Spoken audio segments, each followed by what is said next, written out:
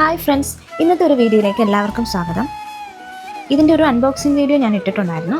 എനിക്കിതിൽ നിരവധി കമൻറ്റാണ് വന്നിട്ടുള്ളത്, ഇൻസ്റ്റാഗ്രാമിലും ഒക്കെ. അതിൽ കുറേ പേര് ചോദിച്ചു ഇതെന്താണ്, ഇതെങ്ങനെയാണ് വാങ്ങിക്കുക, ഇതെങ്ങനെയാണ് യൂസ് ചെയ്യുന്നത് എന്നൊക്കെ. അപ്പം അതിനെപ്പറ്റിയാണ് ഇന്നത്തെ വീഡിയോ. ഇതാണ് ലാവണ്യ കോളർ പൗഡർ, അതായത് ഒരു പെർഫ്യൂം പൗഡറാണ്. നമ്മൾ പെർഫ്യൂം യൂസ് ചെയ്യത്തില്ലേ, ലിക്വിഡ് ആയിട്ടുള്ള, അതിന് പകരം ഇതേപോലത്തെ പൗഡർ ഫോമിലുള്ളതാണ് ഇത് പണ്ട് മുതലേ ഉള്ളതാണ്. ഒരു പക്ഷേ ഇപ്പോഴത്തെ കുട്ടികളൊന്നും ഇത് കണ്ടിട്ടുണ്ടാകത്തില്ല.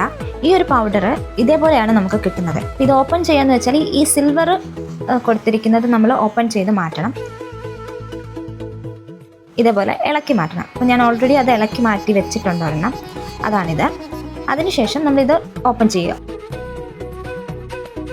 ഓപ്പൺ ചെയ്യുമ്പോൾ ഇതേപോലുള്ള ഒരു വൈറ്റ് പൗഡറാണ് ഇത്. വളരെ നൈസായിട്ടുള്ള ഒരു വൈറ്റ് പൗഡറാണിത്. നല്ല മണമാണ് കേട്ടോ.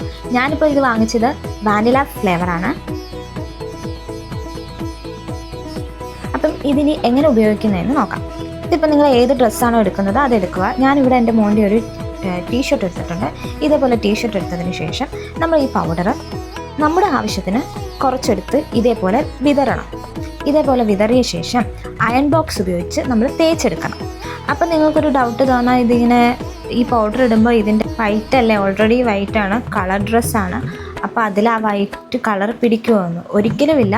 തേച്ച് കഴിയുമ്പോൾ അത് നമ്മൾ ഇട്ടിട്ടുണ്ടോ എന്ന് പോലും അറിയത്തില്ല, അതേപോലെ ആയിരിക്കും. അതിൽ അല്പം പോലും വൈറ്റ് കളറൊന്നും കാണത്തില്ല. ഇതിപ്പോൾ നിങ്ങൾ കാണുന്നുണ്ടല്ലോ, ഇതിൽ അല്പം പോലും വൈറ്റ് കളർ പിടിച്ചിട്ടില്ല. അപ്പോൾ ഇതേപോലെയാണ് നമ്മളിത് ചെയ്യേണ്ടത്. ഇതിൻ്റെ കൂടുതൽ ഡീറ്റെയിൽസ് അറിയാൻ നിങ്ങൾക്ക് ഡിസ്ക്രിപ്ഷൻ ചെക്ക് ചെയ്യാം. അതല്ലെങ്കിൽ ഇൻസ്റ്റാഗ്രാമിൽ ഡയറക്റ്റ് മെസ്സേജ് അയച്ചാൽ മതി.